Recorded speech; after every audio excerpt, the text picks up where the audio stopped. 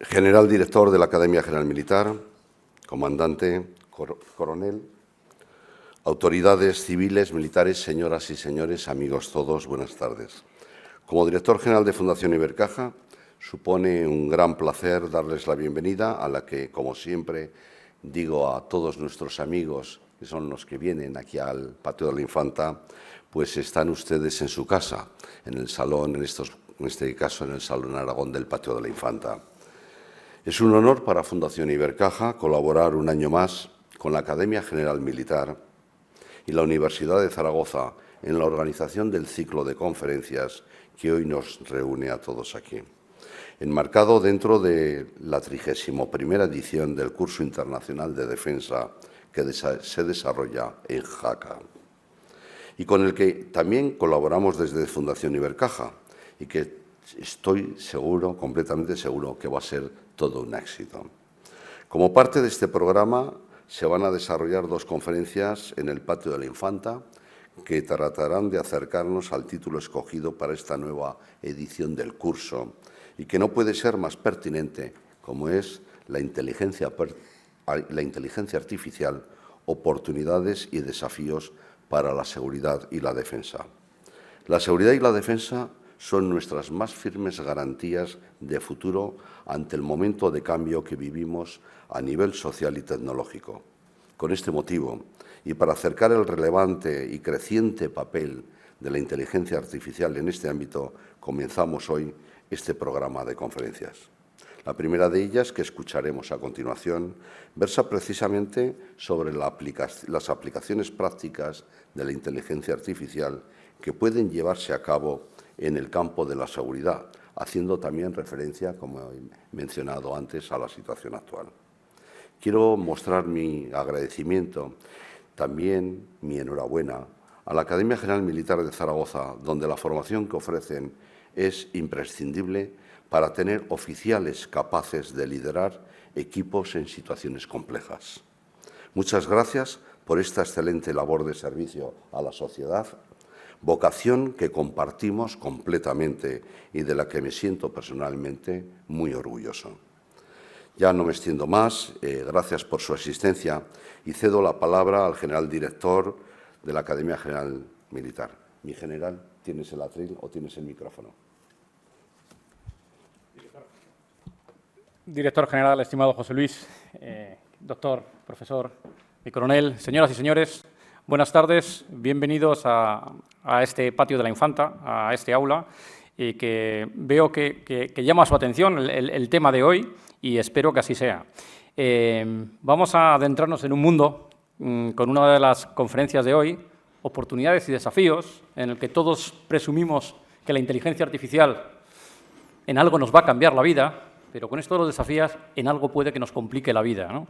Esa tesitura, esa incertidumbre que tenemos todos de ver hacia dónde va este apasionante mundo y cómo puede revolucionarnos todo, es lo que intentamos poner sobre la mesa con este curso internacional de defensa que, como muy bien ha explicado el director general, se está celebrando paralelamente en Jaca, en unas jornadas que tuve la oportunidad y el privilegio de inaugurar el pasado lunes, que se están llevando a cabo allí, con más de 150 alumnos universitarios, no todos españoles, sino también del ámbito internacional, y que están debatiendo día a día, focalizados principalmente sobre el tema de sus aplicaciones en el ámbito de la seguridad y defensa, pero no solo en ello.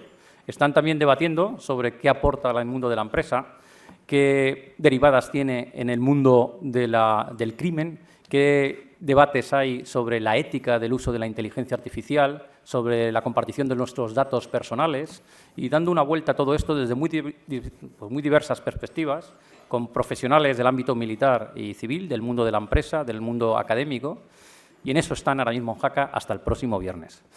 Es para mí un honor y un privilegio, y agradezco muchísimo al director general que nos dejen este patio para que ustedes, la ciudadanía, pueda disfrutar de parte de esas jornadas, aquellos que no pueden subir a Jaca, y tener aquí una muestra de lo principal que se debate en ese foro. Tengo que agradecer muy especialmente a los patrocinadores de esta ya 31ª edición, que fundamentalmente son el Gobierno de Aragón, la Fundación Ibercaja, la Fundación Jiménez Abad, también el Centro Universitario de la Defensa, el Ayuntamiento de Jaca, la Diputación Provincial de Huesca, que hagan esto posible. Los alumnos que tenemos en Jaca están además bajo una matrícula gratuita gracias a todos estos patrocinadores. Y todo esto se organiza con la colaboración, dirigido desde la Academia General Militar, pero una vez más con el Centro Universitario de la Defensa y con la Universidad de Zaragoza. En un evento que ya tiene un prestigio, es difícil que un curso internacional llegue a su 31ª edición y continúe, y con un interés formativo que va no solo, como digo, a nuestro alumnado, los cadetes, sino para sacar a la opinión pública la excelencia que perseguimos en la Academia General Militar y hacerlo partícipe a la sociedad y al alumnado universitario de cómo podemos buscar esa sinergia del conocimiento que hay dentro y fuera de las Fuerzas Armadas, en ese empeño siempre de acercamiento de las Fuerzas Armadas a su sociedad. Sin más, agradeciendo nuevamente al director general, doy paso a mi coronel para que presente al ponente. Muchas gracias, mi general. Con permiso, mi general. Buenas tardes a todos por asistir a este ciclo de conferencias. Voy a pasar a presentar al ponente, a don David Chinarro Vadillo. Es doctor en Informática e Ingeniería de Sistemas por la Universidad de Zaragoza y comandante de la artillería retirado del Ejército de Tierra, con amplia experiencia académica que comenzó como profesor de la Academia General Militar, donde impartió asignaturas del grupo científico-técnico, como informática, electrónica o cálculo infinitesimal. También a la Universidad de San Jorge, donde desempeñó el cargo de vicedecano de investigación de la Escuela de Arquitectura y Tecnología, impartiendo diversas asignaturas de grado y máster en informática y dirigiendo proyectos internacionales. Actualmente dirige tesis doctorales relacionadas con la inteligencia artificial y, a través de la Escuela Internacional de Negocios CESTE, coordina cursos impartidos en la Academia de Ingenieros del Ejército de Tierra, como el de Guerra Electrónica, Informática Militar o Telecomunicaciones, entre otros. Durante 7 ediciones ha colaborado con el curso de electrónica, como hemos dicho, de suboficiales y oficiales en Hoyo Manzanares, y colabora con diversos cursos CDCO, CBICO y con el Centro de Mando Conjunto de Ciberdefensa. Las tesis doctorales y proyectos que dirige comportan modelos de inteligencia artificial aplicados al ámbito de la justicia, ciberseguridad, medio ambiente y guerra electrónica, con muchísimas publicaciones derivadas. Mantiene relaciones con ciertas empresas de ámbito internacional en asuntos de sistemas de inteligencia artificial como actores y objetivos de las ciberamenazas. En su conferencia planteará aplicaciones prácticas de la inteligencia artificial en el campo de la seguridad y repasará la situación actual de las iniciativas y la oferta comercial en este campo. Sin más, doy paso al doctor Vadillo. Por favor. Buenas tardes. En primer lugar, mi agradecimiento a la Academia General Militar, también a la Fundación de Ibercaja, en general, pues a todos los sponsors que han hecho posible este acontecimiento. Mi felicitación y mi enhorabuena de estar aquí, por lo menos bajo ese interés. En Jaca era el interés de cursar unos conocimientos, pero en general la sociedad hay una motivación en cuanto a qué es eso, una curiosidad de qué es eso, de la inteligencia artificial y en este caso relacionado con la ciberseguridad. Espero que lo disfruten, que inteligencia artificial, pero estoy seguro con esa inteligencia nata, natural que todos ustedes tienen, y la inteligencia emocional también. Como Goya decía, en ambos, razón e imaginación, para el arte, pero también para la innovación, para la ciencia, para el avance. Eso será, pues, lo iremos viendo. En primer lugar, podemos ver qué es, bueno, yo lo voy a enfocar exactamente de todo el campo de la ciberseguridad, me lo voy a enfocar en estructuras o infraestructuras críticas. ¿Qué son? Pues hay una ley, la 108 de 2011, que lo define como todos aquellos soportes, tanto de infraestructura de red, de servidores, de informática, que dan base y que apoyan a los servicios básicos, a los servicios esenciales, concretamente dice la ley. ¿Y qué son servicios esenciales? Pues todos aquellos que son indispensable para la supervivencia de una sociedad. Como puede ser, pues también dice que son no sustituibles, por lo menos inmediatamente, en caso de ruptura, de anulación de esos servicios. Entonces tenemos que esos servicios son, por ejemplo, por lo pronto los centros de comunicación, de informática, etcétera. TIC. TIC no puede sonar tecnología de la comunicación. Bueno, pues yo aquí lo he mencionado, el TikTok porque me suena muy bien, y TIC porque son tecnologías de la información crítica, es decir, que está dando servicios a las infraestructuras críticas. Y TOC porque son tecnologías operativas de las infraestructuras críticas. En el primer caso, efectivamente, son todos los flujos de información que conocemos, servidores, clientes, etcétera, todos los servicios Internet, por ejemplo. Y en el segundo caso, las infraestructuras están en servicio de unas infraestructuras operativas que, por ejemplo, controlan una subestación eléctrica, unas comunicaciones, un control de tráfico, agua potable, etcétera. Entonces, todo eso lo he llamado TikTok simplemente para simplificar.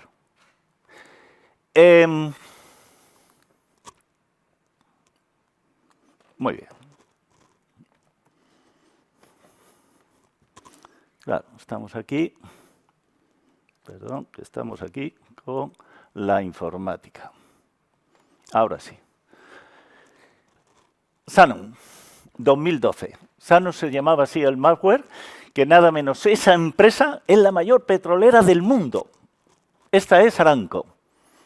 Aramco el año pasado facturó 100.000 millones de dólares. $1 millón fue lo que le costó reparar todas sus infraestructuras directas, porque indirectamente los daños y perjuicios fueron bastante. 2012. El virus, el malware, es que hay que distinguir entre virus y malware dirigido, porque el virus se difunde rápidamente, esas infecciones rápidas de ordenadores personales, etcétera, y el malware está bien dirigido, aunque se extiende muchas veces sin querer más allá, lo iremos viendo. Esto simplemente, ¿se saben los autores? Pues sí, se sospecha. ¿Se publicó? Sí, se publicó conjetura, se publicó la zona. No se puede decir más. Pero está claro que cómo actúa Sanon es lo que hace es un borrado de ficheros, limpia, se mete en el sistema, borra todos los ficheros y se acaba la bandera americana ardiendo. Esa es la imagen. Entonces podemos suponer quiénes serán. La cuestión es, ¿cómo se meten? Pues miren, se puede meter. En este caso se metían por phishing. Bueno, pero el phishing, ¿cómo es capaz de engañar, de embaucar a la gente a través de correos electrónicos, etcétera? Pues es posible. Entonces, en el 2012 y ahora todavía. Y avanzaremos en eso. Llegaron a ese, también lo pueden hacer por fuerza bruta más o menos dirigida y restringida. Fuerza bruta es probar absolutamente todo el password, pero ya está más o menos orientado. Y también puede ser que haya escape de información de los propios empleados. Esa es otra sospecha en una empresa enorme como es esta. Sanon, para que veamos, se va evolucionando, pero va evolucionando a medida que le van cazando, que le van atajando sus amenazas. Entonces, aparece con otro nombre, con Distras, en el 2012, 2017, tenemos ahí una empresa de gas también Arabia Saudí, tenemos unas empresas de energía Arabia Saudí, tenemos ahí la aviación civil de Arabia Saudí, también fue amenazada, hackeada, etcétera, y el Banco de Arabia Saudí en el 2016. Todo eso era un Distras, ABC, se sabe todo de él, bueno, bastante. La radiografía da con qué se compiló, qué día se compiló, por dónde entró, qué herramientas de sistema operativo utilizó, se sabe bastante. El tema muchas veces queda impreciso en esa ignorancia de la autoría. Vamos a ver más casos. Ya digo, voy a volver atrás. Esta es mi índice de conferencia. Es decir, simplemente esas tres cosas, nada menos. Hechos contactados. Voy a hablar de lo que es SIEM más IA, es decir, 100 es aquello que vamos a utilizar, unos software que vamos a utilizar para defendernos, y luego ese 100 más este IA más otra cosa mucho más potente que es la computación cuántica. Y luego voy a terminar pues con alguna relación con las defensas de las infraestructuras críticas con la defensa nacional en general. Entonces, con eso, más casos. Este NotPetya es uno de los más agresivos que ha habido en 2017. Fue precisamente en las acciones de Rusia contra Ucrania. Estaba dirigido a Ucrania, pero, bueno, aprovechando ya esa agresión, se extendió por todo el mundo, incluido España. Muchísimas empresas fueron infectadas por este virus. En principio, vemos ahí pues, algunas de las empresas de alimentación, Mondelez, alimentación feliz, la Noruega fue bastante castigada, NotPetya en Noruega, también la farmacéutica americana y algo así como 19.000 empresas en todo el mundo. Este es un virus que es un ransomware. El ransomware lo que hace es un secuestro, es decir, una extorsión, es decir, yo te voy a borrar todos los ficheros y si quieres tener tus ficheros, págame un rescate. Pero realmente no tenían ni siquiera intención de obtener rescate. Iban a destruir por destruir. Aprovecharon la tecnología ransomware que estaba en ese momento en grupos. Estos grupos, autores, como siempre, zona rusa, ahí, el ámbito ese del este, es donde lo que atacó Ucrania y que se extendió por todo el mundo, aprovechando ciertos ataques o ciertas cosas. Entonces, simplemente, lo que hacían era codificar los ficheros. Si decimos que Shannon los borraba, si yo los borro los ficheros, los informáticos que haya por aquí saben que más o menos se pueden recuperar si no tocamos más el disco duro, porque son unos caracteres en el sistema de directorio. Entonces estos dicen, vale, los vamos primero a codificar y luego los borramos. Entonces uno dirá, pues si lo borro, lo codifico, lo borro, pues ¿para qué sirve eso? Es que sigue estando ahí, pero codificado. Si me lo restauras, entonces te vas a encontrar con un fichero codificado. Es decir, es un poco lo para luego extorsionar. Pero aquí no pedían nada de extorsión absolutamente. Luego nos podemos ir a Locker Goga en el 2019, que lo sufrió otra noruega muy importante, tiene 30 y tantos mil empleados por todo el mundo, está en energías renovables, aluminios, etcétera, un grupo de empresas. Y Altran, que es una consultoría francesa, principalmente, porque puedo hablar que también se extendió bastante. Pero esto sí, es un ransomware, pedían rescate, dejaban ahí un README.txt, README.txt, donde decían las condiciones para rescate y cuál era la vía. La vía casi siempre es la dark web. La dark web no la web, no el Internet que conocemos, sino otro superfugio de esa web. Por ejemplo, el que conoce, y alguno habrá que conozca Tor, bueno, pues navegando por Tor es más seguro, para eso está, encripta todo, todos los paquetes TCP son encriptados, pero creyeron que no se les iba a coger, y efectivamente, es muy difícil, en la dark web, pero sí que se les cogió, se desmanteló, etc. Pero dicho sea de paso, de todos estos grupos, se destruyen y vuelven a surgir. Es decir, el know-how que tanto les ha costado, cogen, lo venden también a otros, hacen un RAS, que es Ransomware as a Service, es decir, yo vendo a otros todas esas herramientas para que puedan seguir manipulando y amenazando. Por ejemplo, es curioso, SolarWinds. SolarWinds Orion, bueno, pues una empresa importante de Estados Unidos, etcétera, y el Orion es de mantenimiento de muchísimas empresas, del software de muchísimas empresas. O sea, es un software para mantener redes, etcétera, seguridad y tal. Eso fue, entre sus clientes, esta es una empresa que tiene sus clientes por todo el mundo. Entre ellos las 500 empresas más importantes de Estados Unidos. En el Fortune, la revista Fortune 500, está ahí cuáles son las 500 empresas más importantes del mundo cada año. Estaban ahí, las 500. Estaba Microsoft, NASA, en fin, todos estaban ahí metidos. Estos, lo que es un ataque lateral, es decir, SolarWinds le atacaron no a ellos, sino para sacar información de todos sus clientes. SolarWinds es la puerta de entrada a todos sus clientes.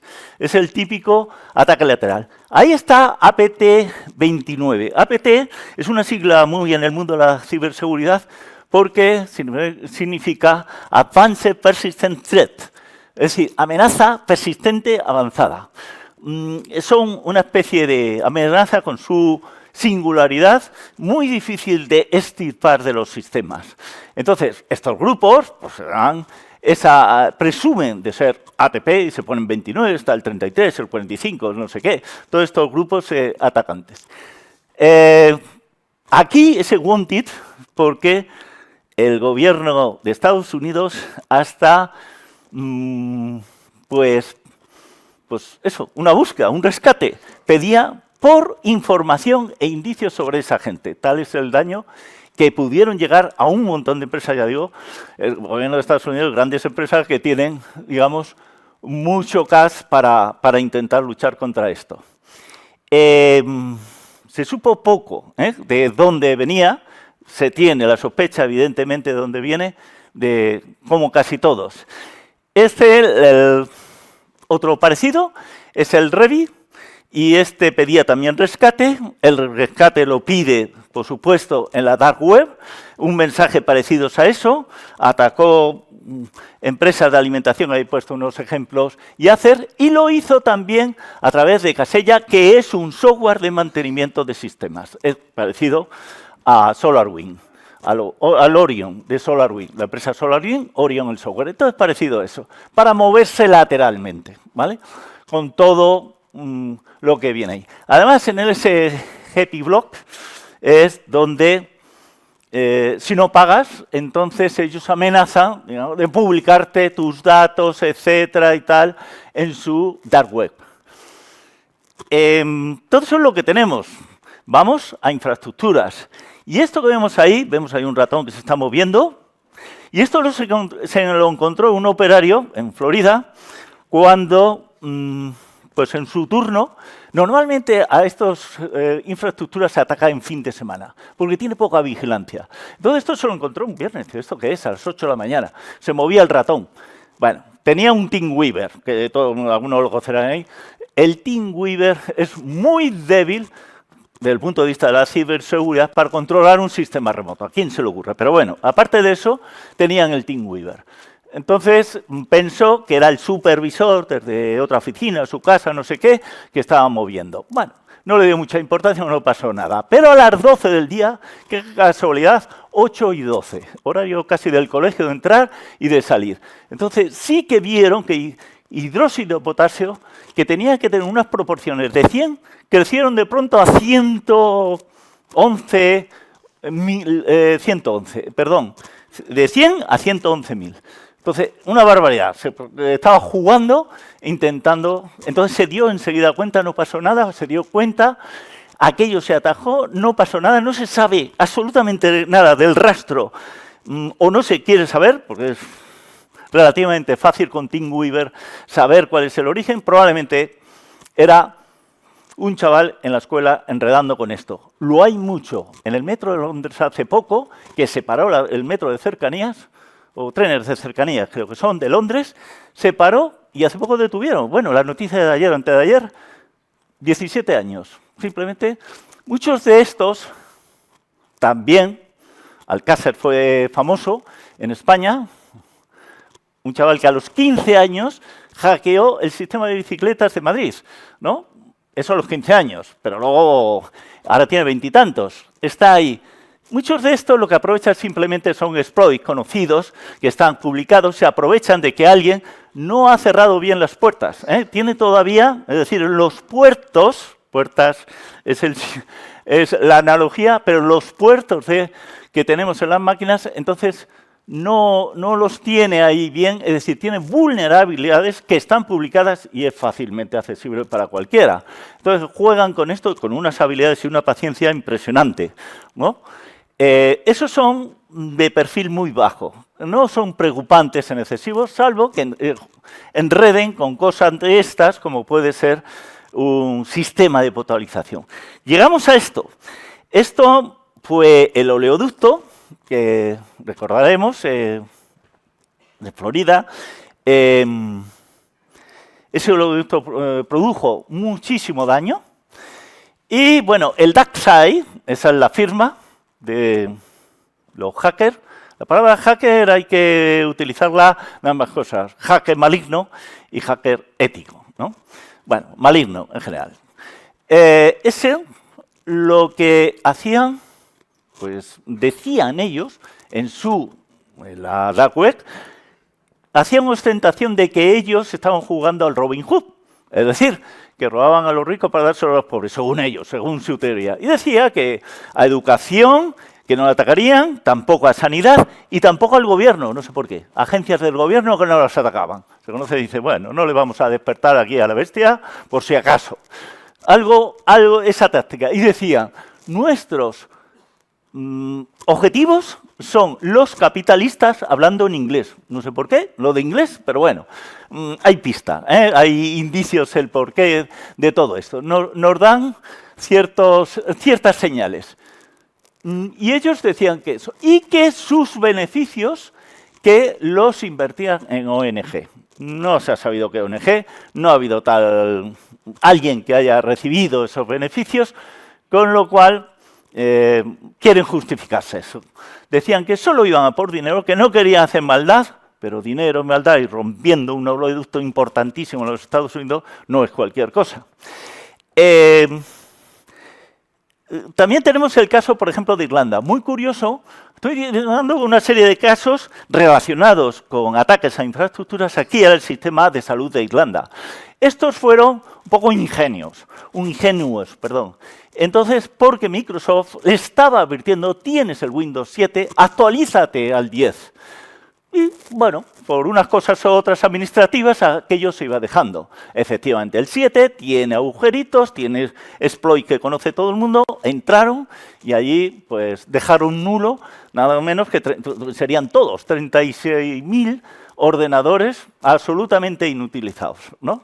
Con todo eso. Luego les costó, pedían de rescate, un ransomware, igual pedían de rescate 20 millones de euros, en este caso. Bueno, les costó de Microsoft recuperar todo eso 2,5 o algo así millones, aún salieron ganando el no pagar el rescate. Por lo demás, muchas veces no es seguro. Te dicen que sí, pagas el rescate, que te lo van a decodificar, pero luego vete a saber si se complican las cosas. Entonces, ahí tenemos eso.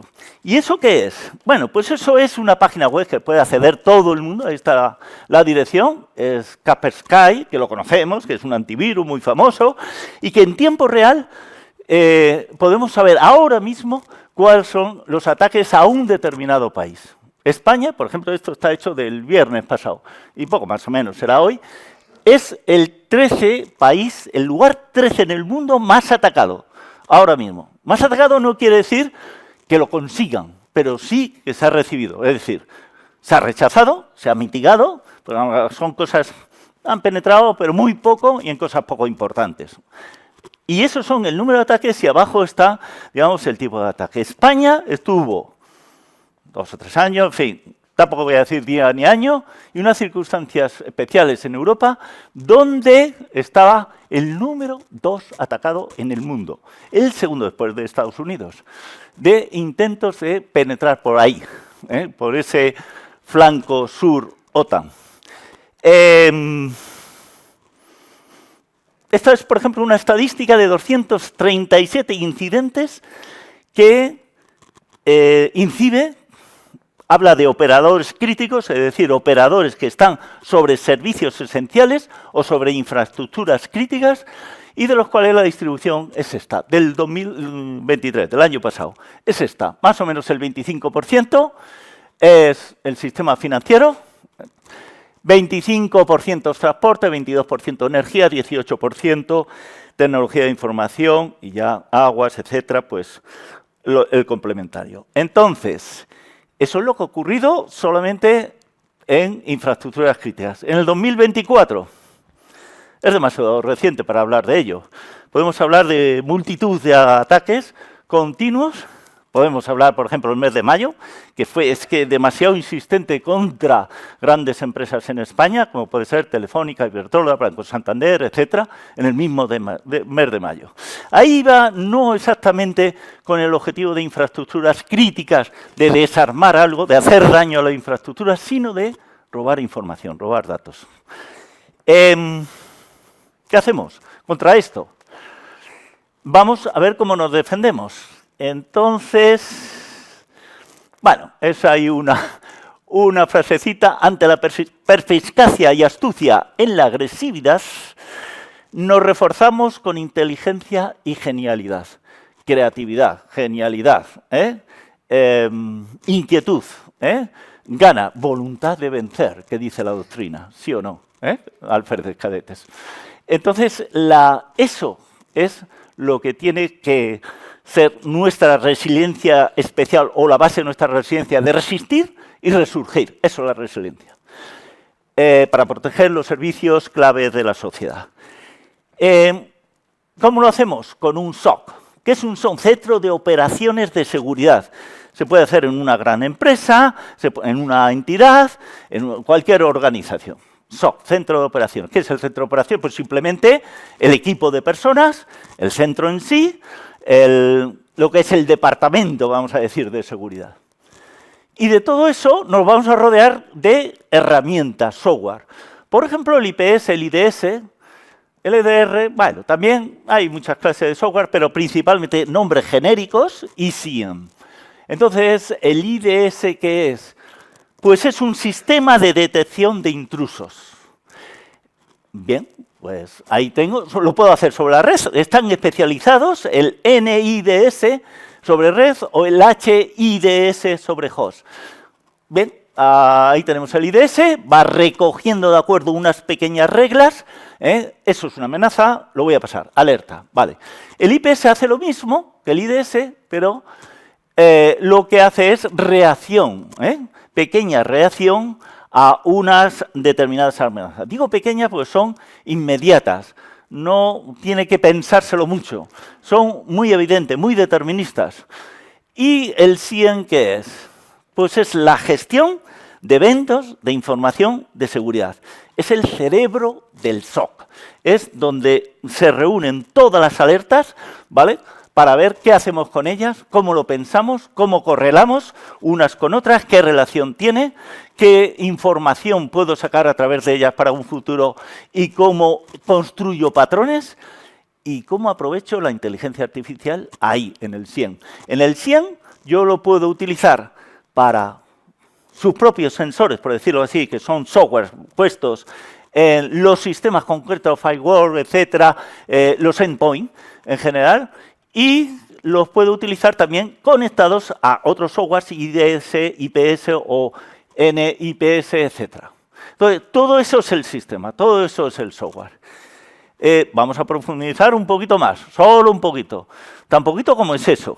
Es decir, eso es una taxonomía, esto es muy clásico, de cómo es la inteligencia artificial. La inteligencia artificial en ese diagrama de Venn, pues no hay que fiarse totalmente de que esté definido con esas líneas. Es un poquito indefinido o, por ejemplo, AI con ML o ML con DL o Gen AI. Y eso de AGI, lo voy a dejar ahí porque eso de AGI es pues como novelas de ciencia ficción.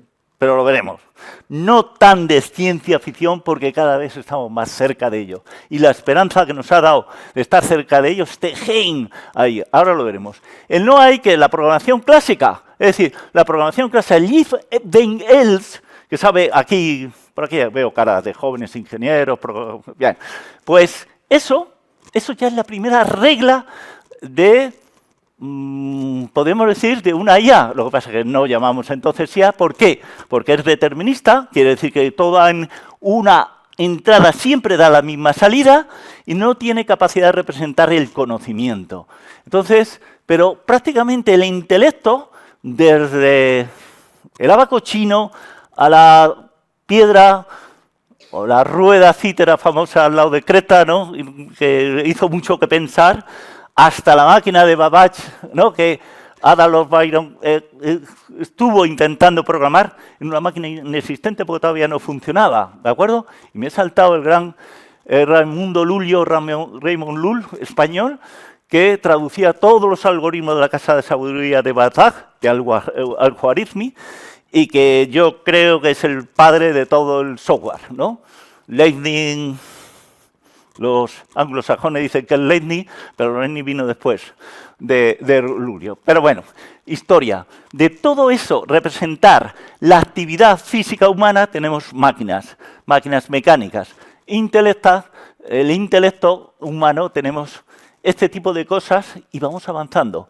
Entonces ya, a partir dice, cuando decimos ahora mismo inteligencia artificial, casi todo el mundo se va a ir aquí, a GenAI. Ya del Deep Learning ML casi no hablamos, pero yo sí que voy a hablar. Primero la AI no ML. ¿Por qué? Pues se están empleando en los 100. ¿Qué son la AI no ML? No Machine Learning. No aprendizaje automático, pero sí es inteligencia artificial, más o menos en un contexto amplio. Pues, ¿qué puede ser? Algoritmos genéticos, sistemas multiagentes, tenemos ahí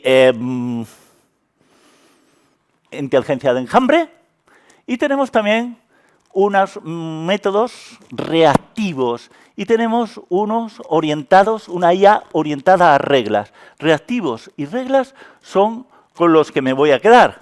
Eso que hemos visto, la diferencia entre IDS y IPS, y dice IDS coge de todos estos dispositivos, servidores, host, redes, actividad de aplicaciones, etcétera, de todo esto, saca una correlación en tiempo, en similitud, pero sobre todo en tiempo. Ha ocurrido esto ahí en ese puerto y a la vez este login, ¿vale? Por ejemplo, lo que me están diciendo aquí, una serie de fallos. Con una condición, correlate where. Entonces, con esto, dice, pues, si no han pasado más de 5 minutos, una idea, un ejemplo, todo eso significa que ciertamente hay un tipo, un intento de ataque o de amenaza y entonces alerta, ¿vale? ¿Qué hace el IPS? Además de alertar, dice, pero voy a reaccionar contra ello, voy a cerrar un puerto, voy a darle unas medidas más estrictas al firewall. Entonces reacciona con medidas muy pequeñas, entonces estamos ahí en la IA reactiva, pequeña, no tiene apenas memoria, pero inmediata, muy ágil. Y la otra sería la basadas en reglas. Entonces, la basadas en reglas ya es el SIEM basado en reglas, que es más o menos el más abundante ahora mismo, pues es cuando yo le doy una serie de condicionamiento basado en el conocimiento de experiencia del humano. Yo tengo una base de datos y con eso el perfil de atacante se parece a lo que yo tengo en la base de datos. Entonces establezco, entre otras cosas, normalización, entre otras cosas, correlación y entre otras cosas llego a una idea, hacerme una idea de que si eso lo puedo catalogar como amenaza o no amenaza. Ahora damos un paso más, 100 ml. Actualmente, por ejemplo, el QRadar, el Planck, están avanzando hacia ahí, hacia 100 con Machine Learning. Hay otros, o sea, 100, por ejemplo, el Alien Balut OSIM, se llama así, todo así de largo. El Wazoo nos gusta bastante a los que estamos enseñando eso porque es muy didáctico, es un 100 útil, operativo y además didáctico y abierto y gratuito y todo eso. Todo el Wazoo, muy interesante. Pero estos otros todavía no incorporan Machine Learning. El QRadar sí, por ejemplo. Vale. Entonces tenemos ahí el Machine Learning con QRadar. Para eso me voy a fijar dos publicaciones aquí. Entonces, esas dos publicaciones son esta, gente muy interesante, en el 2021, está puesto ahí todos los autores, de la Universidad de Thayer, la Universidad de Canadá, y simplemente del Machine Learning cogieron lo mejor. Y eso lo aplicaron a un 100, pero además un 100 que estaban controlando estructuras críticas. ¿Pero qué estructuras críticas? Hicieron el ensayo de verdad y se interrumpió, por ejemplo, la compuerta de un embalse. No, bueno, ahora lo veremos. Lo hicieron con simulación. Entonces, En principio, Machine Learning, que puede haber, aquí sabe mucha gente de esto, seguro, supervisado, no supervisado, y por refuerzo. Entonces, ellos dijeron, supervisado y no supervisado, vamos a hacer un modelo, mezcla de los dos. Y ese es el H, el híbrido. Entonces, con ese modelo hicieron el híbrido de C de clustering, que es no supervisado, no tienen referencias, el S de supervisado, que sí que tengo referencias, tengo patrones, y lo que me viene voy a comparar con esto, a ver a lo que mejor se parece, ¿vale? Supervisado y adaptativo, quiero decir, ahora lo veremos, que balancean entre los dos, dice, pues si este tiene más suerte que este, en aciertos, el supervisado con el no supervisado, pues entonces confío más en él que en el otro hasta que me demuestre lo contrario, y van balanceando entre los dos. Es un modelo muy interesante. Esto, el supervisado, hay muchas técnicas, una de ellas es el árbol, pero el árbol de decisión, donde vamos dividiendo, digamos, todo el segmento de datos lo vamos dividiendo para ir tomando decisiones. En cada uno de los nodos, pues se va tomando una decisión de tipo basado en cuadrados mínimos, en entropía, entropía es como el grado de desorden, el índice de Gini, que es un italiano muy interesante y que lo dejó ahí parecido al índice de entropía, y con eso decimos que, dadas las características de lo que me viene, me voy por el nodo izquierdo o me voy por el nodo derecho. Al final tengo esto. Tengo rojo, que es amenaza, verde, que no es amenaza, y naranja, que ahí estoy en la duda. Si hablo de forest, es un bosque. Entonces, en el bosque hicieron las muestras, no solamente me voy a fiar de un árbol, voy a coger 2 árboles, o 3. Entonces, cada uno de los árboles los especializo. Por ejemplo, este es en el acceso al login, archivos y tal, y este será en temas de red, ¿vale? La primera pregunta que hace es si es UDP, TCP u otras cosas raras, protocolos que no se suelen conocer, ¿vale? Entonces, con eso, si es otras cosas raras, enseguida dice, amenaza, ¿eh? Esto es desconocido, no es TCP, ni es UDP, ni es datagrama, o sea que esto, desconocido. Entonces puede haber otros y otros árboles y tal, hacen un bosque, bien, y el muestreo en el bosque, para cada árbol, sacan la muestra a entrenar en este y en este. La muestra siempre es la misma. A ver, esto como si tengo la baraja de cartas, digo, saca una carta y saco el rey de oros. Dice, métela y ahora saca otra. Vale, de momento saca otra y puedo volver a sacar el rey de oros. Entonces, eso se llama muestreo, se llama con reinserción, ¿vale? ¿Para qué se hace? Bueno, se hace técnicas que se hace para no correlar entre los árboles, etcétera y tal. Bueno, eso es una técnica. Ya lo tenemos preparado. Una rama que es supervisado. Vamos al no supervisado. Os advierto que todo esto está probado personalmente con programas Python. El Python, al que quiere meterse en esto, os aconsejo que es la maravilla número 1 en ciencia de datos y en todo lo que se ponga ahora mismo. No solamente en ciencia de datos, en seguridad y en todo. Porque hay mucha librería, es muy consistente y enseguida la curva de aprendizaje es rapidísima. Pero bueno, eso dicho sea de paso. Entonces, estos se probaron el ASCH, que no es otra cosa más que hacer clústeres. Clustering, pues es simplemente con 2 elementos. Yo me sitúo en un punto y entonces tengo dos parámetros. Uno epsilon y otro número de punto. Epsilon, un radio. ¿Quién son mis vecinos? Si yo fijo ese epsilon, todo el que esté en ese radio puede ser mi vecino. Vale, estupendo. Segunda parte. Para constituir centro de un clúster, el centro del punto, tiene que tener un número mínimo de vecinos. Entonces, yo puedo tener 2 o 3 vecinos, dice, pero no vales para clúster, ¿no? Otro, me voy a otro punto y dice, tengo 15 vecinos, hombre, no está mal. Entonces dice, no, pero mínimo va a ser 20, yo tengo 25, vale, tú eres un centro de clúster. Y así, con ese automatismo, se crean estos clústeres, 1, 2 y 3, automáticamente. No hay ninguna referencia. Tú me das algo desordenado y el sistema te lo ordena automáticamente. Pero quedan por ahí estos que no saben, no son vecinos de nadie, son los outliers, son los anormales, son los que no puedo clasificar en un clúster. Es el ruido, también se llama ruido. Vale. Si yo disminuyo o aumento el epsilon, pues tendré que menos ruido, menos outlier o más outlier, ser más o menos tolerante o más o menos estricto. Ahí está mi capacidad de diseño y cómo el analista puede intervenir en ello.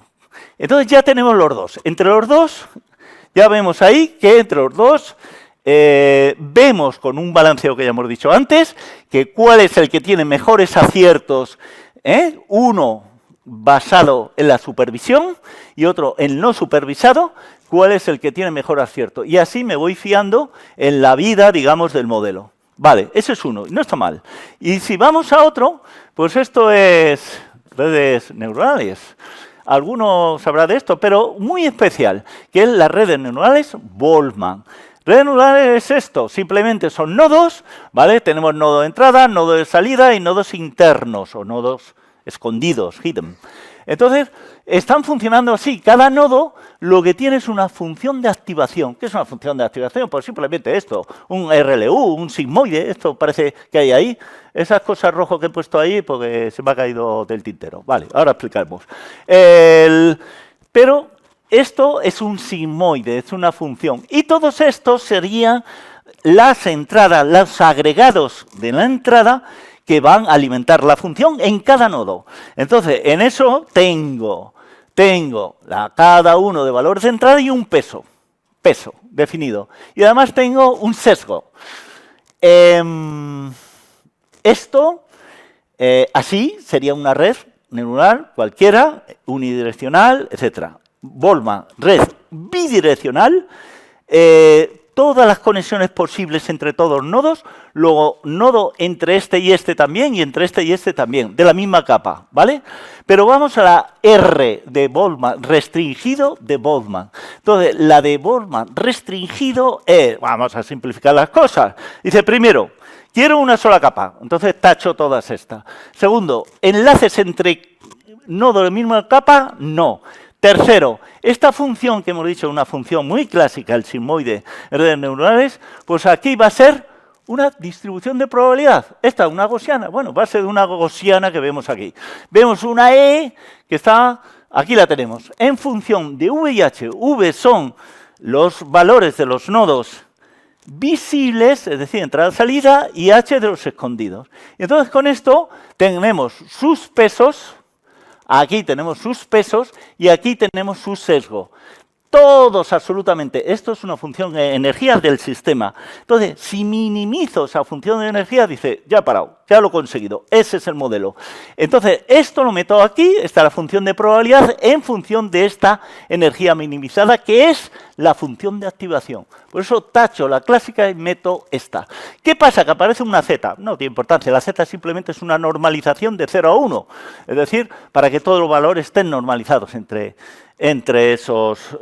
Y está la T. Y esa sí que tiene importancia, porque esa me permite manipular al analista. La T la llaman temperatura. Entonces, pero es equivalente a la aleatoriedad, al ruido. Entonces, si yo tengo una T muy alta, entonces quiere decir que soy muy tolerante. Me trago con todo lo malo siendo bueno. Siendo malo, lo admito como bueno. No tengo mucha definición. Si es al revés, la T es baja, entonces resulta que soy muy estricto en decir qué es la amenaza. Con lo cual, pues algunos falsos negativos se me van a colar. Digo, ¿eso no son amenazas? Pues sí, son amenazas y se me van a colar. ¿Qué es lo que se hace? La técnica que hablan de annealing. Anneal es cocinar a fuego lento, como las verduritas, a fuego lento. Entonces lo que hacen, temperatura alta, es decir, admito todo, ¿vale? Soy muy tolerante y luego voy reduciendo hacia una temperatura baja hasta que llego el óptimo, el mínimo, en esta. Eso es lo que hace el sistema cuando se entrena, el mínimo en esta energía. Cuando tengo energía mínima en el sistema, modelo perfectamente sintonizado. 2 ya tenemos. Bueno, vamos al último, que es por refuerzo. Entonces, por refuerzo, ¿qué es lo que hace? Pues lo que hacemos es exactamente como entrenamos al perrito. Es decir, hueso, lo trae, caramelo. Si no lo trae, nos quedamos mirándole. y repetimos, etc. Eso es lo que hace. La gran ventaja de refuerzo es que no necesita muestras de entrenamiento, es decir, no necesita datos de entrenamiento. Con unos cuantos datos iniciales empieza ya a jugar y simplemente es prueba-error, ¿de acuerdo? Entonces, con eso es muy eficiente y se dice que es el programa de la deep, de la profunda learning, es decir, de la aprendizaje profundo. Entonces, es más efectivo. Bueno, ya lo veremos, si es más efectivo. Entonces, hay tres. No voy a meterme en detalles de esas tres fórmulas. Lo único que puedo decir aquí, que esas pruebas-error se hacen, esa alfa es la tasa que yo quiero confiar en el futuro, tengo que maximizar mi R, recompensa, es decir, toda la recompensa que yo pueda tener, la máxima recompensa, ese será cuando está afinado el sistema. Entonces, ahí tengo recompensas en el futuro, la gamma significa esos valores futuros de estado-acción, ese estado a acción máxima, el valor máximo esperado en la inmediata prueba. Luego, entonces, tengo una tabla de Q-Learning, entonces, y ahí voy reflejando todo hasta que encuentro una trazabilidad máxima, y esa es la que cojo. Bueno, es un poquito complicado, pero lo dejo ahí. El caso es que hay tres, y de esas tres, digo, voy a probar. He dicho, hay tres de refuerzo, una de supervisado y no supervisado, y otro de Goldman. Tenemos ahí cinco tipos de Machine Learning, y ahora vamos a ver qué pasa. Campo de entrenamiento. Eso es San Gregorio. Por ejemplo, tengo unos carros de combate nuevos, cada uno de una marca, digo, voy a probarlos. Eso es lo que vamos a hacer. Es decir, ¿quién vamos a probar? No tenemos datos de ciberseguridad reales. Pues vamos a, iba a decir a inventarlo, pero está todo inventado. Entonces, esos datasets que están ahí son bien conocidos, estos son bien conocidos, y que están públicos, están para investigación, están para pruebas de ciberseguridad, etc.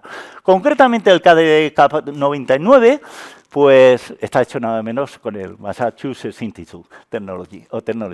Entonces, quiero decir que la garantía está hecho también con ese instituto, con el MIT y con el DARPA. DARPA, para que nos hagamos una idea, la Agencia de Proyectos Avanzados de Defensa de Estados Unidos.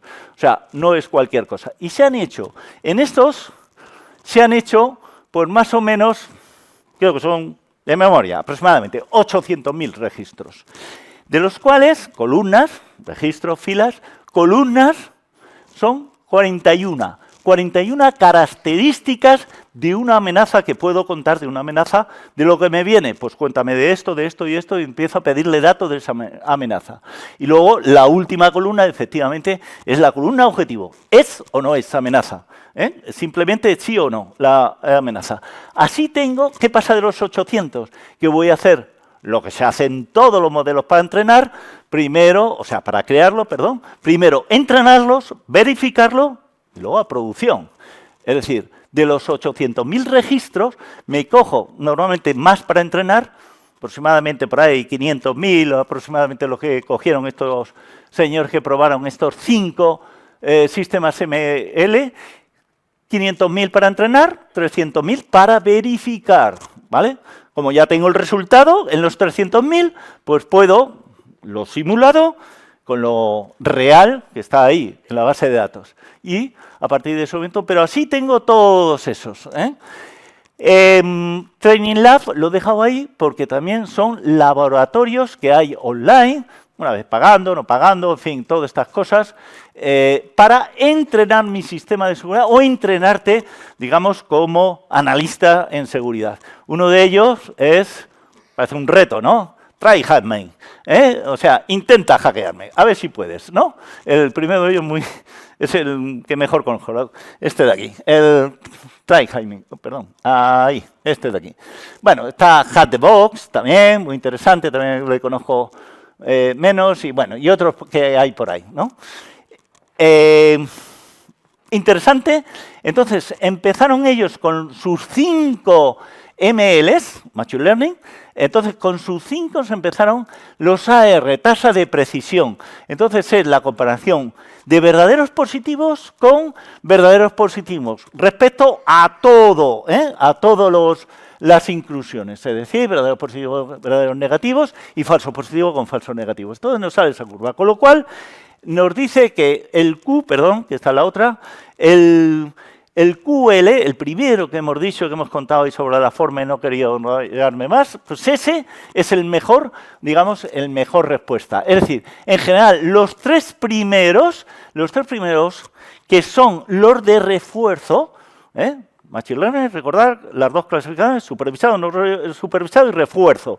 Pues estos tres son variantes, pero son de refuerzo. Esta de Volma, que no está mal, en redes neuronales de una capa, no es deep, para ser deep learning, son redes neuronales de muchas capas. Esta es de una sola capa, y luego tenemos aquí ya la última, ahí está equivocado, en este, que es, perdón, aquí es este, el AFSH, es decir, supervisado y no supervisado a la vez. Bueno, en detección algo parecido, que detección simplemente son los verdaderos positivos, coeficiente entre los verdaderos positivos y los verdaderos positivos más los falsos positivos. Aquí en el eje de ACISA lo que hay tasa de intrusos, que es número de intrusos. Lo que pasa es que es normalizado a 0,1. Es decir, número de intrusos, si estoy probando con esos sistemas y hemos dicho que entrenamientos eran 500.000, pues esos 500.000 los reduzco, digamos, en el segmento 0,1. Pero simplemente por normalizar y tal. Ahora hacemos un salto. Ese salto, Love is all you need, canción de los Beatles, ¿no? Love is all you need. Dicen que estos señores trabajaban todos en Google, todos estos. En el momento de publicar esto, Attention is all you need, en el momento de publicarlo, algunos estaban fuera, pero habían trabajado, en fin, son unos figuras. Un artículo de lo más sencillo, pero de lo más interesante, y estamos conformes que si Alan Turing, por ejemplo, es pues un hito importante en la inteligencia artificial, probablemente el siguiente sea el 2017. Porque ahí empezaron con los transformers. Todo lo que conocemos de inteligencia artificial generativa empezó con estos señores. La ocurrencia de aquí, de estos señores, donde todas estas cosas que ya conocemos y utilizamos y muchas más que vamos a utilizar, ¿no? Decía que ese artículo va a marcar y marcará en la historia de la inteligencia artificial porque nos hace apuntar nuestras posibilidades y nuestros sueños de ciencia ficción, de películas de ciencia ficción, decimos, están más cerca, están cerquísima. Entonces, es el transforme juguete, ¿no? Vale, mis nietos se divierten mucho con eso. Ese transforme, ese modelo, realmente, atención, es un poquito difícil de explicar aquí, pero realmente en una entrada lo que hace es relacionar con, en la misma frase contexto de lenguaje de procesamiento natural, lo hace con lo anterior, empieza a hacer concordancias. Pero encima, primero eso. Segundo, lo hace en paralelo o alternancia. Es decir, puede ser 1, 2, 3 alternancia, en paralelo. Al final llega, lo estamos viendo, la demostración, el chat GPT-4, etcétera, ¿no? Lo estamos viendo, ¿cuál es el resultado? En procesador de lenguaje natural y más, y procesador de otro que no es totalmente lenguaje, que no es traductor, que es mucho más que eso. Lo tenemos ahí. Lo están utilizando, creemos, más o menos, con unos ataques sofisticados. Ahora nos ponemos en el lado de la defensa y vemos lo que nos están veniendo encima, que son ataques muy sofisticados. Probablemente lo están utilizando en código polimórfico. ¿Qué es código? Pues que él mismo se adapta a la detección dentro del sistema. Es decir, se ha ubicado en el sistema y ve que le van a acorralar y que le van a hacer una trazabilidad, y entonces, como yo le diría más bien camaleón, cambia de situación, de tal, etcétera, se esconde. Un ejemplo es el fileless. ¿Fileless qué significa? Sin fichero. Es decir, ataque directo y se ubica en la memoria RAM, directamente, sin fichero, sin disco duro. Entonces, eso no hay forma, porque el rastreo se hace sobre disco duro, etcétera, los clásicos, antivirus y todo esto. Entonces, claro, decimos, ya está. Muerto el perro, acaba la rabia. Voy a apagar el ordenador, fuera memoria RAM y se acabó. Pues no, señor, porque dejan un pequeño indicio ahí que conecta con su sistema remoto. Cuando lo enciendes y vuelve a cargarlo en memoria, ya te dejan vendido otra vez. Eso, si no te lo han dejado inutilizado el ordenador antes de apagarlo.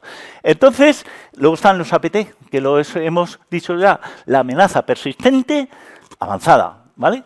Y luego tenemos ahí el phishing personalizado. Es decir, no se trata ya de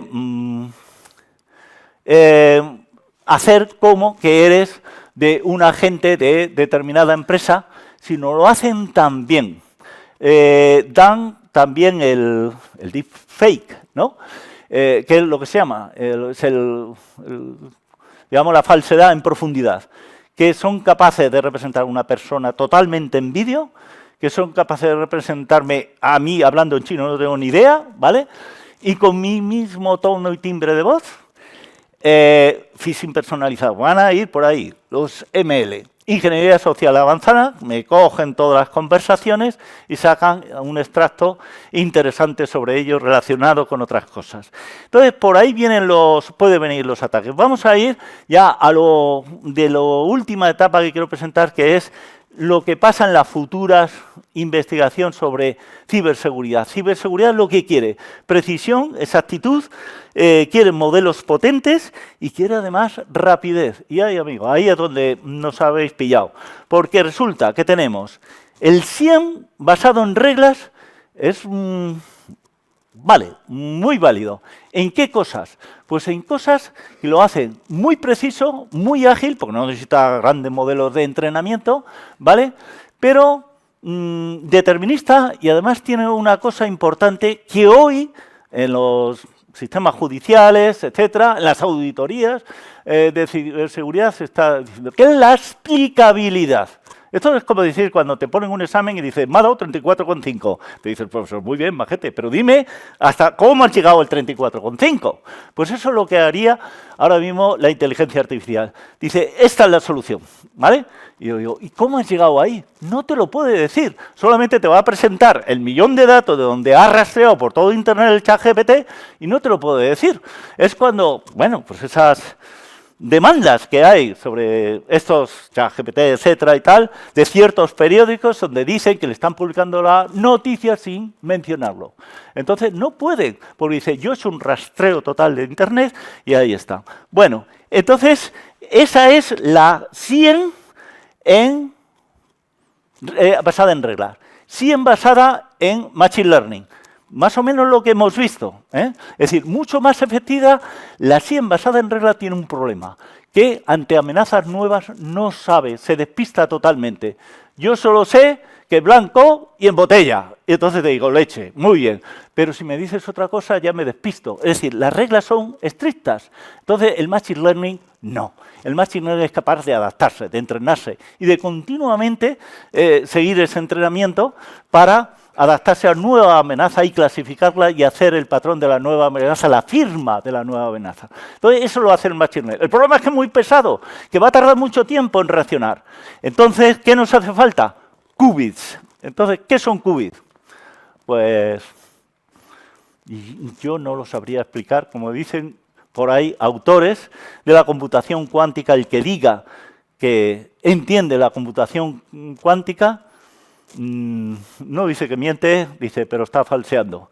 Es muy difícil, hay que tener un concepto de patrones de pensamiento adecuado, pero simplemente vamos a decir que si antes era 0 y 1, aquí es 0 y 1, y digamos las posibilidades que hay entre 0 y 1 dentro de por ejemplo, esta esfera de Floch, que creadas todo con Python, este programa, estas entradas de Hadamard, todo esto está hecho con Python. Para más facilidad, simplemente, si se me entienden bien, si no, lo siento, cuántico sería esa moneda que tiro al aire, no cuántico, la dejo caer, yo empiezo con cara, la tiro al aire y a lo mejor cae cara o cruz, 0 o 1. Muy bien, pues cuántico sería, empiezo con 0, la tiro al aire y va dando vueltas, parecido a eso que está ahí, el 0 y 1, va dando vueltas y al final todos los valores simultáneamente son igualmente apreciables, ¿no? No solamente el 0 y 1. Eso se llama superposición. Eso es una de las cualidades de la computación cuántica que vamos a utilizar. La siguiente, ya no me voy a entretener en otras cosas, pero la siguiente es el entrelazamiento. El entrelazamiento es simplemente, si yo tengo aquí un qubits y tengo otros a mucha distancia, lo que haga con este repercute en el otro. Eso se llama entrelazamiento. Entonces, dicho así, todo esto me va a servir, ya digo, que todos estos circuitos cuánticos está aquí, este programa cuántico para que el que sepa un poquito de programación, un poquito nada más, se puede hacer esta programación cuántica. Eso sí, me preguntamos, ¿dónde lo hacemos? Bueno, no tengo el computador cuántico, ni nadie lo tiene, o sea, solamente están en la nube, a disposición de investigadores, tal, etcétera, lo tiene IBM, Quantum Computing, y bueno, siempre hay que pagar algo, una cosa de muestra, estas cosas que hacen y tal, si eres institución, pues pagas y bueno, estás ahí y podemos ensayar todo lo que queramos, y alguno parecido a Quantum QM. Yo le subo este código y me resuelve cosas, me resuelve circuitos. Este es el circuito de superposición.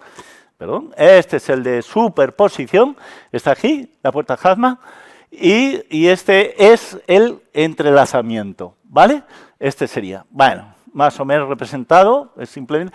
¿Qué nos supone esto? Pues bueno, en un 100, una superposición cuántica, una detección más rápida de las amenazas al combinar y evaluar múltiples patrones de comportamiento a la vez. No tengo que ir casar con todos a la vez, los puedo casar en una...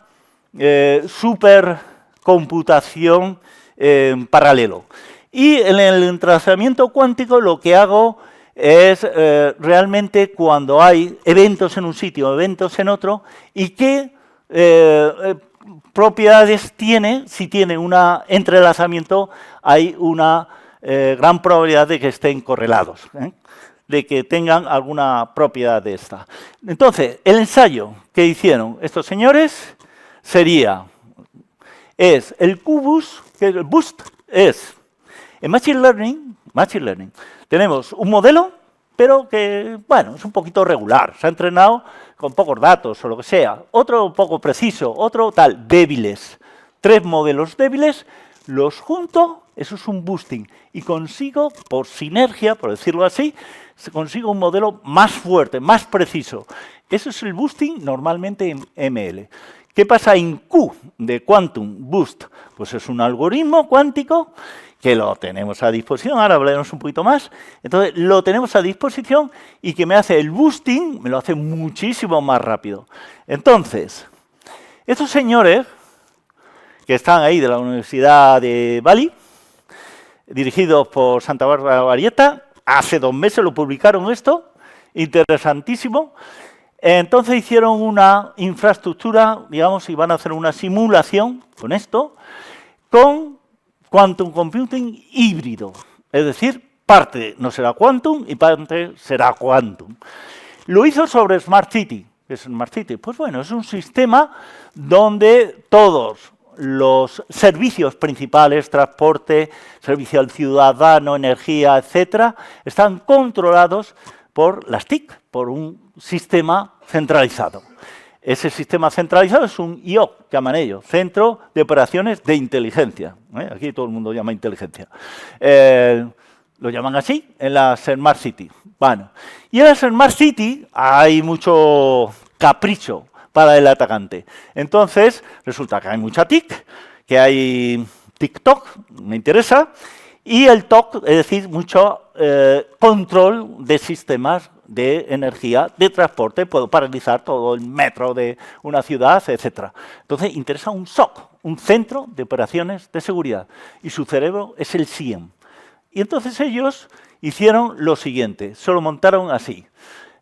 Ahí, en la nube, dejaron de web, live, Quantum. ¿Qué es eso? Pues parecido a IBM Quantum Radar, que ese le conozco, este le conozco menos.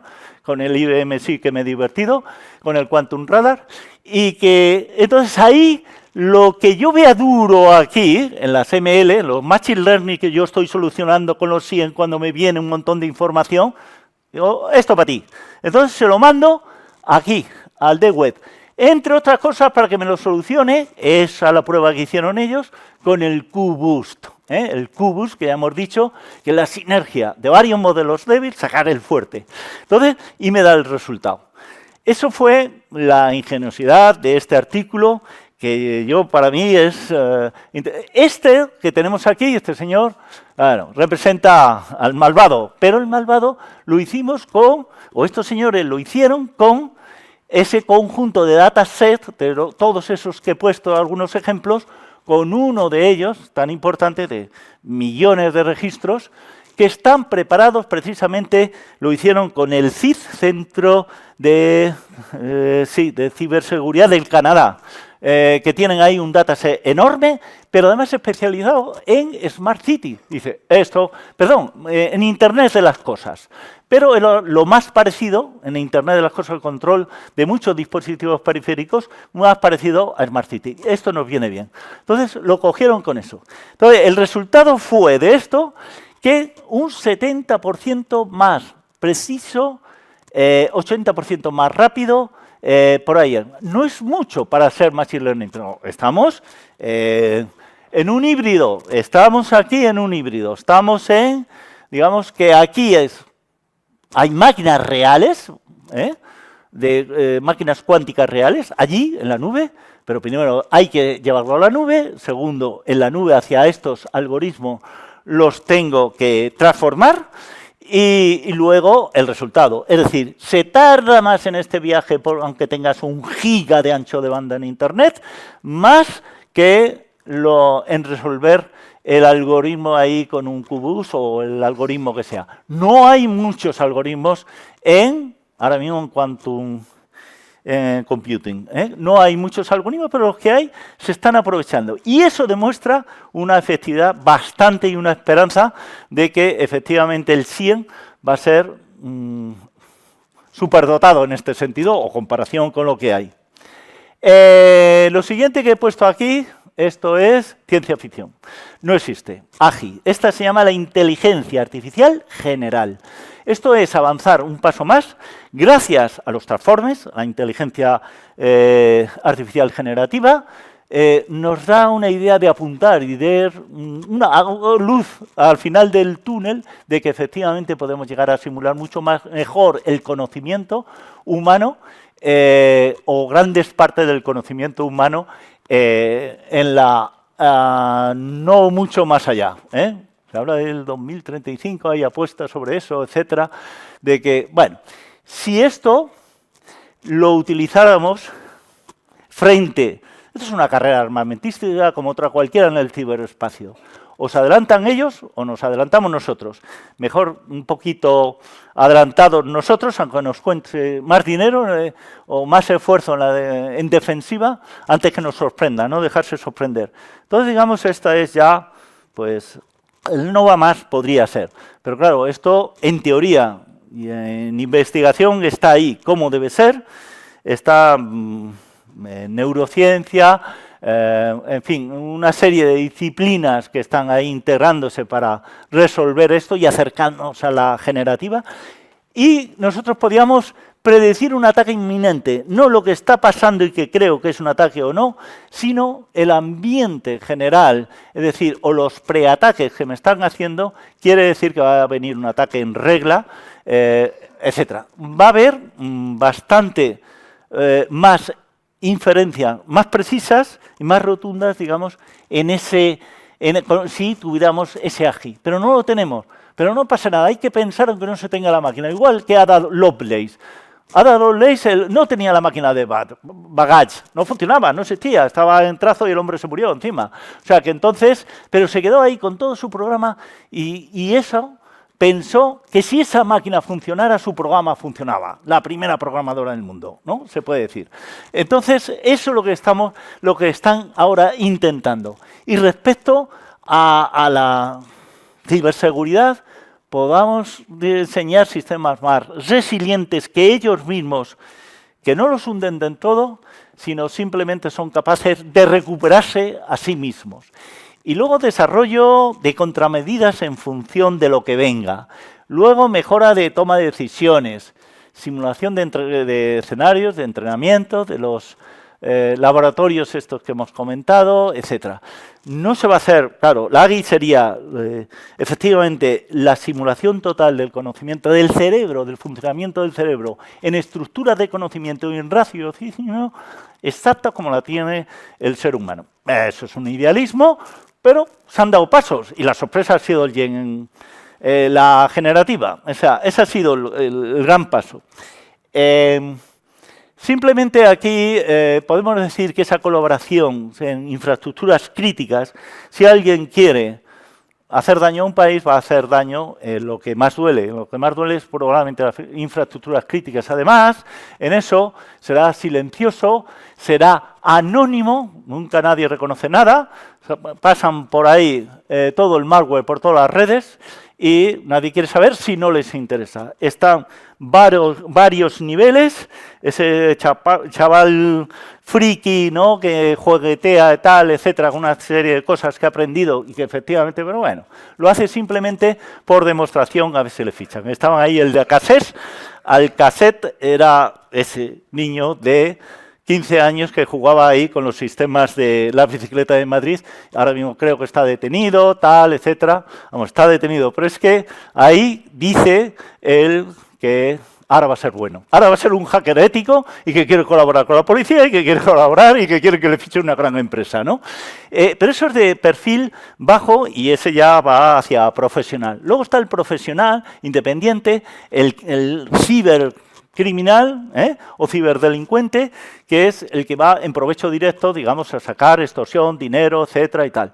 Y luego está esos mismos, pero contratados con gobiernos, una serie de gobiernos o contra los intereses de un cierto país. Por ejemplo, hemos comentado Rusia-Ucrania con el NotPetya, y aunque luego se difundió por todos sitios, etcétera. Entonces eso ya parece una ciberguerra, porque eso ya está organizado y hay unos intereses nacionales detrás de un cierto país. Entonces, ¿qué vamos a hacer nosotros?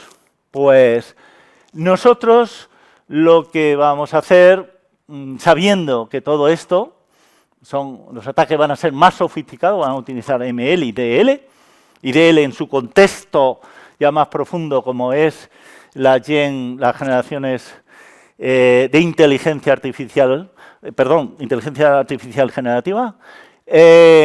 También van a utilizar mucho los allegados. ¿Quién son los allegados? Si no puedes de frente, dale la vuelta. Maniobra, el flanco débil, porque de frente no puedes. Es decir, no puedes contra el grande, pero el grande tiene muchos amigos, tiene muchos proveedores, muchos clientes, y por esa puerta falsa de un cliente te puedes meter al grande. Eso se llama también el acceso lateral. Va a haber, queremos anticiparnos todo lo que podamos a la amenaza. Queremos una resiliencia de verdad. Es decir, que si nos hunde y hay un apagón que dure un minuto, que enseguida vuelva a la luz, ¿vale? La Next Generation de SIEM, concretamente así la llama IBM, en QRadar, está implementando ML. Está con varios sistemas ML. Todavía no llega a los transformers, que yo sepa, pero sí que están con cosas muy interesantes en ML, como hemos comentado antes. La computación cuántica va a transformar el paradigma, porque necesitamos velocidad en esto y en otras cosas, pero sobre todo en esa reacción instantánea en la defensa de estructuras críticas, de infraestructuras críticas.